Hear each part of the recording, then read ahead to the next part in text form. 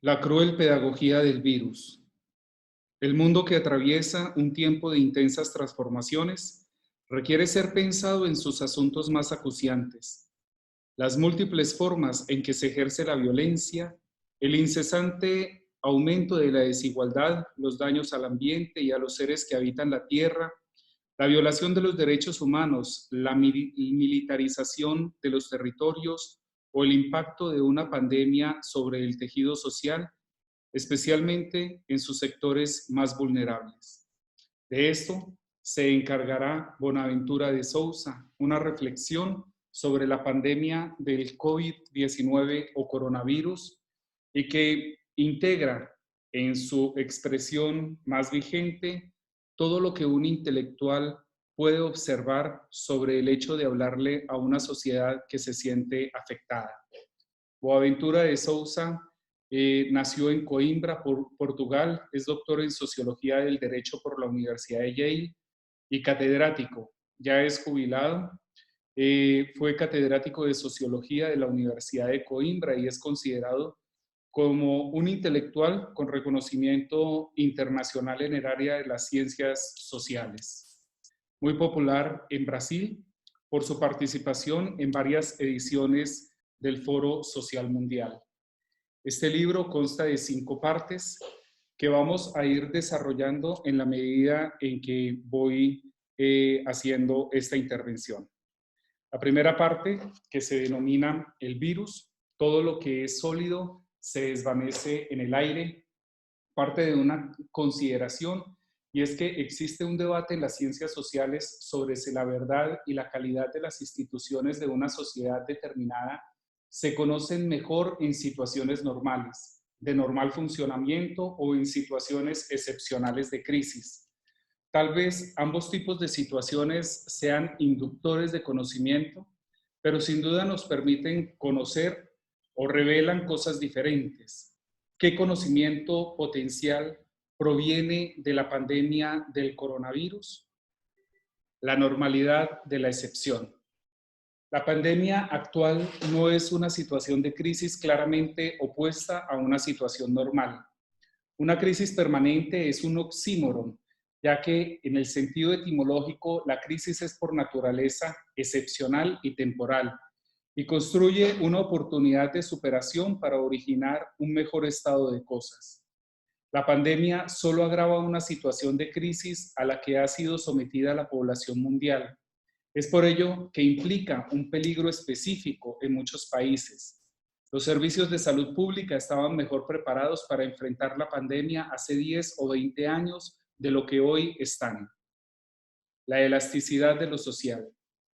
En cada época histórica, las formas de vida dominantes, trabajo, consumo, ocio, convivencia, y las maneras de anticipar o de posponer la muerte son relativamente rígidas y parecen derivar de reglas escritas en el corazón de la naturaleza humana. Es cierto que se modifican de forma paulatina, pero los cambios casi siempre pasan desapercibidos. El brote de una pandemia no se corresponde con el retraso. Requieren cambios drásticos y de repente se vuelven posibles como si hubieran ya acontecido. Es posible quedarse en casa y tener tiempo para leer un libro y pasar más tiempo con los niños, consumir menos, prescindir del vicio, de pasar tiempo en los centros comerciales, mirar lo que está a la venta y olvidar todo lo que uno quiere, pero solo puede obtener por medios distintos a la compra. La fragilidad de lo humano. La sensación de seguridad se combina con el sentimiento de arrogancia, incluso de condena de quienes se sienten víctimas de las mismas soluciones sociales. La etimología del término pandemia dice exactamente eso, reunión del pueblo.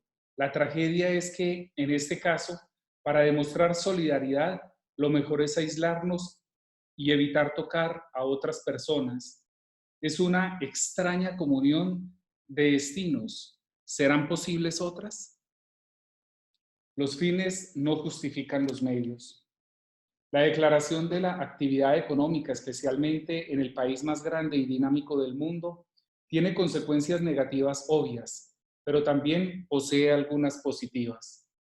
¿Acaso quiere decir que a comienzos del siglo XXI la única forma de evitar la inminente catástrofe ecológica es a través de la destrucción masiva de la vida humana. Hemos perdido la imaginación preventiva y la capacidad política para ponerla en práctica. También se sabe que para controlar efectivamente la pandemia, China ha implementado métodos de represión y vigilancia particularmente estrictos. Es muy cuestionable que dichas medidas puedan implementarse o tengan la misma efectividad en un país democrático y en uno que no lo es. Significa que la democracia carece de la capacidad política para responder a las emergencias. Pero como las democracias son cada vez más vulnerables a las fake news, tendremos que imaginar soluciones democráticas basadas en la democracia participativa. A nivel de los vecindarios y de las comunidades, y en la educación cívica orientada a la solidaridad y a la cooperación, y no hacia el emprendedurismo o la competitividad a toda costa. La guerra de la que se hace la paz. La forma en que se construyó inicialmente la narrativa sobre la pandemia en los medios de comunicación occidentales venció el afán de demonizar a China. La verdad es que, según la Organización Mundial de la Salud, el origen del virus aún no se ha determinado. Mucho más allá del coronavirus, existe una guerra comercial entre China y Estados Unidos, una guerra sin cuartel que, como todo parece indicar, acabará con un vencedor y un vencido. Existe una necesidad urgente de neutralizar el liderazgo de China en 4 áreas de la producción: la fabricación de teléfonos móviles, las telecomunicaciones de quinta generación y la inteligencia artificial, los automóviles eléctricos y las energías renovables. La sociología de las ausencias. Una pandemia de esta dimensión causa conmoción en todo el mundo. Aunque la dramatización está justificada, es bueno tener en cuenta las sombras que crea la visibilidad. Por ejemplo, Médicos Sin Fronteras advierte la extrema vulnerabilidad al virus de los miles de refugiados e inmigrantes detenidos en centros de internamiento en Grecia. En uno de ellos, en Campo de Moria, hay un grifo de agua para 1.300 personas y no hay jabón. La tragedia, la trágica transparencia del virus. Los debates culturales, políticos e ideológicos de nuestro tiempo tienen una extraña opacidad que se deriva de su distancia de la vida cotidiana de la gran mayoría de la población, los ciudadanos comunes, la gente de a pie. La pandemia es una alegoría. El significado literal de la pandemia de coronavirus es el miedo caótico generalizado y la muerte sin frontera causados por un enemigo invisible. El Todopoderoso invisible puede ser infinitamente grande, el Dios de las religiones escrita en los libros, o infinitamente pequeño, el virus. En los últimos tiempos ha surgido otro ser todopoderoso invisible, ni grande ni pequeño, pero deformado: los mercados. Al igual que el virus, es insidioso e impredecible en sus mutaciones, y como Dios, Santísima Trinidad, encarnaciones, es uno y muchos, se expresa en plural, pero es singular. A diferencia del Dios, el mercado es omnipresente en este mundo y no en el más allá. Y a diferencia del virus, es una bendición para los poderosos y una maldición para todos los demás. A pesar de ser omnipresentes, todos estos seres invisibles tienen espacios de recepción específicos. El virus en los cuerpos, Dios en los templos, los mercados en las bolsas de valores. Fuera de estos espacios, el ser humano es un ser sin hogar, trascendental. La intensa teología que se teje alrededor de esta escatología contempla varios niveles de invisibilidad e imprevisibilidad. El Dios, el virus y los mercados son las formulaciones del último reino. Es más invisible e impredecible el reino de la gloria celestial o la perdición infernal. Solo ascienden a aquellos que se salvan los más fuertes. los más santos, los más jóvenes y los más ricos. Hay una expresión de Leonardo da Vinci cuando define que el unicornio, por su intemperancia e incapacidad para dominarse a sí mismo, y debido al deleite que le brindan las doncellas, olvida su ferocidad y salvajismo, deja de lado la desconfianza, se acerca a la doncella sentada y se duerme en su regazo. De esta manera, los cazadores logran cazarlo. Hoy, el capitalismo adquiere mayor vitalidad en el corazón de su mayor enemigo, el comunismo, en un país que pronto será la primera economía del mundo, China. La aparición del capitalismo, el colonialismo y el patriarcado como entidades separadas que no tienen nada que ver entre sí. La verdad es que ninguno de estos unicornios separados tiene el poder de dominar. Solo los tres juntos son todopoderosos. Es decir, que mientras haya capitalismo, habrá colonialismo y habrá patriarcado. Y como consecuencia está la concentración escandalosa de riqueza, desigualdad social extrema y la destrucción de la vida en el planeta, la inminente catástrofe ecológica. La realidad suelta y la excepcionalidad de la excepción. La pandemia otorga una libertad caótica a la realidad y cualquier intento de aprisionarla analíticamente está condenado al fracaso, ya que la realidad siempre va por delante de lo que pensamos o sentimos sobre ella. Teorizar o escribir sobre ella es poner nuestras categorías y nuestro lenguaje al borde del abismo. Como diría André Gide, es concebir a la sociedad contemporánea y su cultura dominante como una puesta al abismo. Los intelectuales en general también dejaron de mediar entre las ideologías, las necesidades y las aspiraciones de los ciudadanos comunes. Median entre ellos, entre sus pequeñas y grandes diferencias ideológicas. Escriben sobre el mundo, pero no están con el mundo. Por muchas razones, he argumentado que se ha concluido el momento de los intelectuales de vanguardia. Los intelectuales deben aceptarse como intelectuales de retaguardia. Deben estar atentos a las necesidades y aspiraciones de los ciudadanos comunes y teorizar a partir de ellas. De lo contrario, los ciudadanos estarán indefensos ante los únicos que saben hablar su idioma y entienden sus preocupaciones. En muchos países, estos son pastores evangélicos, conservadores o imanes islámicos radicales, apologistas de la dominación capitalista, colonialista y patriarcal.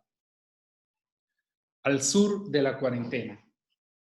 El sur no designa un espacio geográfico, sino un espacio-tiempo político, social y cultural. Es una metáfora del sufrimiento humano injusto causado por la explotación capitalista, la discriminación racial y la discriminación sexual. Veamos alguno de ellos. Las mujeres. Las mujeres son consideradas las cuidadoras del mundo. Prevalecen en la prestación de cuidados dentro y fuera de las familias. Prevalecen en profesiones como la enfermería o la asistencia social, que estarán en la primera línea de atención a los enfermos y ancianos dentro y fuera de las instituciones. No pueden defenderse con una cuarentena para garantizar la cuarentena de los demás. Se sabe que la violencia contra las mujeres tiende a aumentar en tiempos de guerra y crisis, y ahora ha aumentado. Una buena parte de esta violencia ocurre en el espacio doméstico. Los trabajadores precarizados, informales, llamados autónomos. ¿Qué implica la cuarentena para estos trabajadores? Que tienen que ser los primeros en ser despedidos cada vez que hay una crisis económica. El sector de los servicios donde abundan será una de las áreas más afectadas por la cuarentena. El 23 de marzo, India declaró la cuarentena durante 3 semanas para 1.300 millones de personas, teniendo en cuenta que en India entre el 65% y el 70% de los trabajadores pertenecen a la economía informal. Se estima que 300 millones de indios no tuvieron ingresos. En América Latina, alrededor del 50% de los trabajadores están empleados en el sector informal. Las recomendaciones de la OMS parecen haber sido diseñadas con una clase media en mente, que es una pequeña fracción de la población mundial. ¿Qué significa la cuarentena para los trabajadores que ganan cada día lo que necesitan para vivir ese día? ¿Se arriesgarán a desobedecer la cuarentena para alimentar a su familia? ¿Cómo resolverán el conflicto entre el deber de alimentar a sus familias y el de proteger sus vidas y las de sus familiares? ¿Morir a causa del virus o morir de hambre? Esa es la opción. Vendedores ambulantes. Para ellos el negocio, es decir, la subsistencia, depende exclusivamente de la calle, de quien pase por ella y de su decisión de detenerse a comprar algo, lo que es siempre impredecible para el vendedor. En otros contextos, existen las personas uberizadas de la economía informal que entregan alimentos y paquetes a domicilio. Ellos son los que garantizan la cuarentena de muchos, pero no pueden protegerse. Su negocio aumentará tanto como el riesgo al que se exponen. Personas sin hogar o que viven en la calle. ¿Cómo será la cuarentena en los túneles? ¿No han pasado toda su vida en cuarentena? ¿Se sentirán más libres que aquellos que ahora se ven obligados a vivir en casa? ¿Verán la cuarentena como una forma de justicia social? Residentes de las periferias pobres de las ciudades, favelas, barrios, asentamientos informales, barrios del camino, inclusive barrios informales. Según los datos de la ONU Habitat, 1.600 millones de personas no tienen una vivienda adecuada y el 25% de la población mundial vive en barrios informales sin infraestructura ni saneamiento básico, sin acceso a servicios públicos, con escasez de agua y electricidad. Habitan en la ciudad sin derecho a la ciudad, ya que al vivir en áreas desurbanizadas, no tienen acceso a las condiciones urbanas presupuestas por el derecho a la ciudad. ¿Cuál es la diferencia entre la nueva cuarentena y la original, que siempre ha tenido y ha sido su forma de vida? Los internos en los campos de internamiento para refugiados, los inmigrantes indocumentados o las poblaciones desplazadas internamente. Según cifras de la ONU, se trata de 70 millones de personas. En Sudán del Sur, donde más de 1.6 millones de personas son desplazados internos, lleva horas, si no días, llegar a los centros de salud y la principal causa de muerte suele ser predecible, ya que es provocada por enfermedades para las que ya existen medicamentos como la malaria y la diarrea. Los discapacitados han sido víctimas de otra forma de dominación, además del capitalismo, el colonialismo y el patriarcado. El capacitismo. Se trata de cómo la sociedad los discrimina, ya que no reconoce sus necesidades especiales. ¿Cómo vivirán la nueva cuarentena, especialmente cuando dependen de alguien que debe romper la cuarentena para ayudarlos?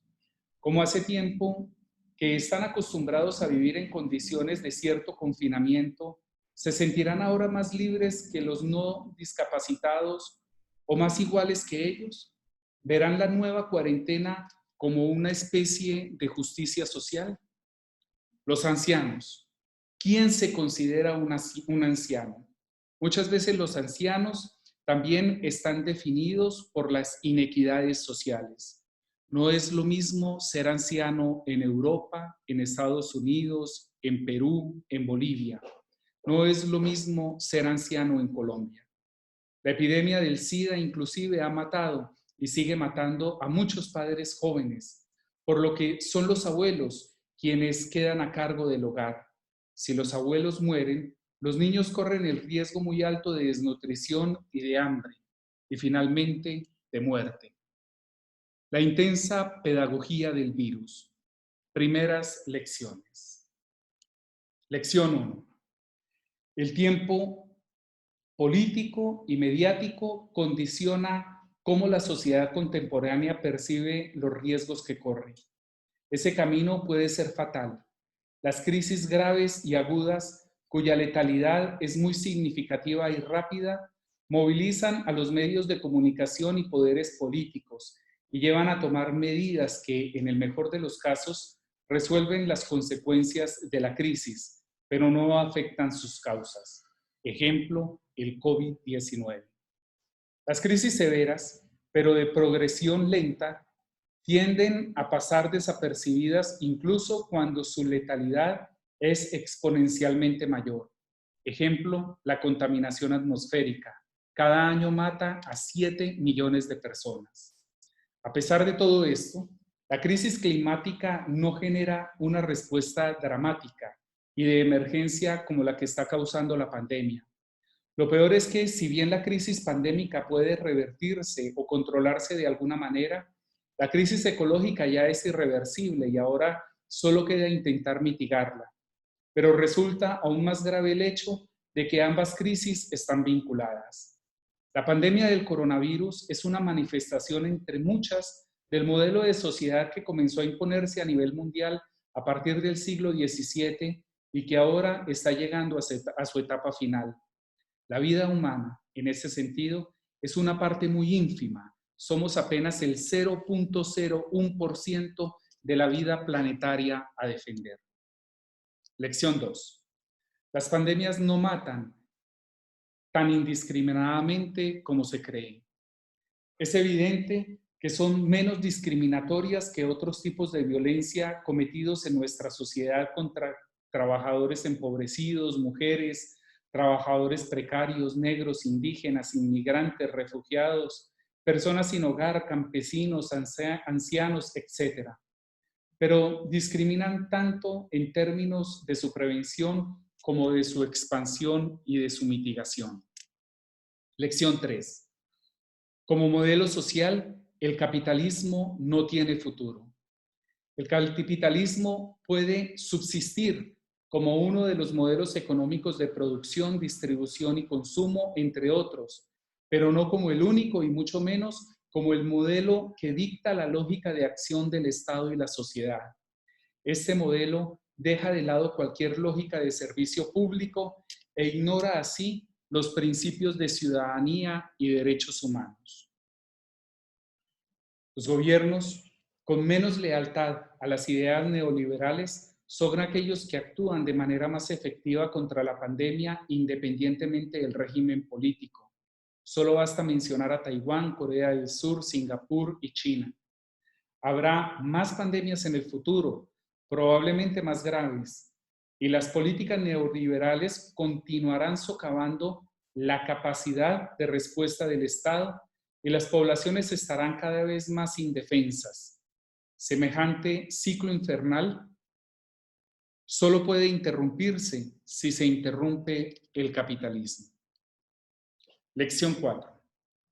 La extrema derecha y la derecha hiperneoliberal han sido, con suerte, definitivamente desacreditadas. La extrema derecha ha crecido en todo el mundo. Se caracteriza por el impulso antisistema, la manipulación grosera de los instrumentos democráticos, incluido el sistema judicial, el nacionalismo excluyente, la xenofobia y el racismo, la defensa de la seguridad que otorga el estado de excepción, el ataque a la investigación científica independiente y la libertad de expresión, la estigmatización de los opositores concebidos como enemigos, el discurso de odio, el uso de redes sociales para la comunicación política en menosprecio de las herramientas y los medios convencionales.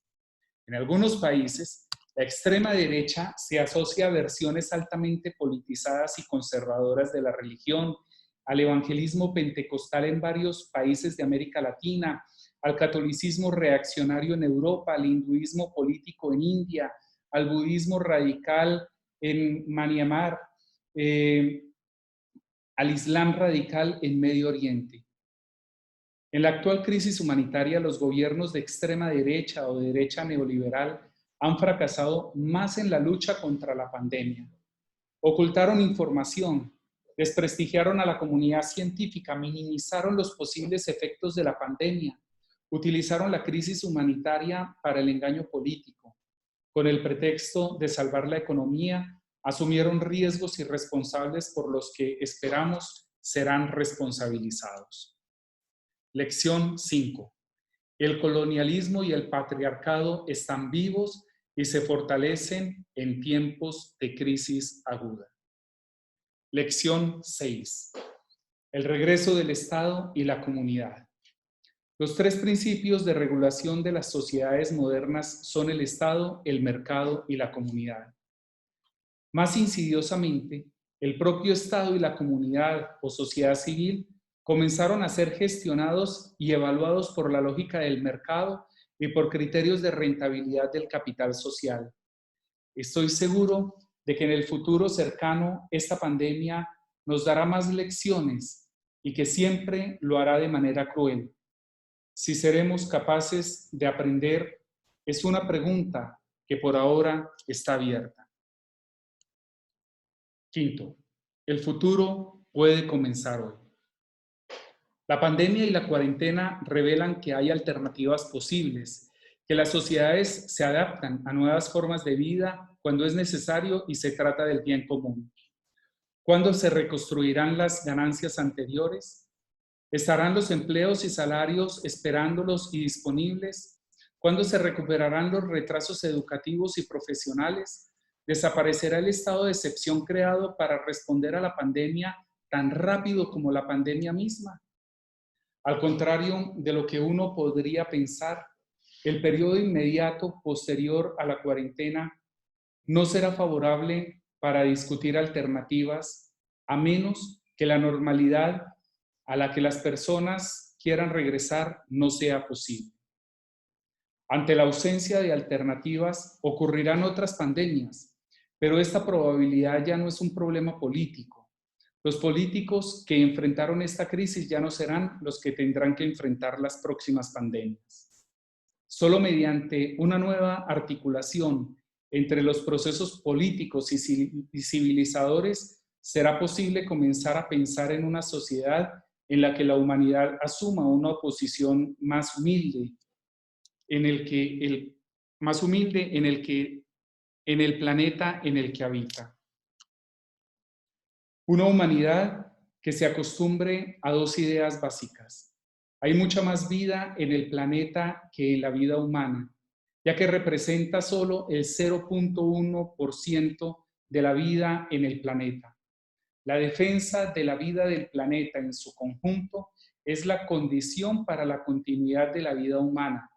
De lo contrario, si la vida humana continúa cuestionando y destruyendo todas las demás vidas que conforman el planeta Tierra, es de esperar que estas otras vidas se defiendan de la agresión causada por la vida humana y lo hagan de manera cada vez más letales. En ese caso, el futuro de las cuarentenas será un breve intervalo previo a las cuarentenas futuras. La cuarentena causada por la pandemia es, después de todo, una cuarentena dentro de otra. Superaremos la cuarentena del capitalismo cuando seamos capaces de imaginar el planeta como nuestro hogar común y la naturaleza como nuestra madre original a quien le debemos amor y respeto. No nos pertenece, le pertenecemos a ella. Cuando superemos esta cuarentena, seremos más libres ante las cuarentenas provocadas por las pandemias. Muchas gracias. Les habló Ricardo Ernesto Torres Castro.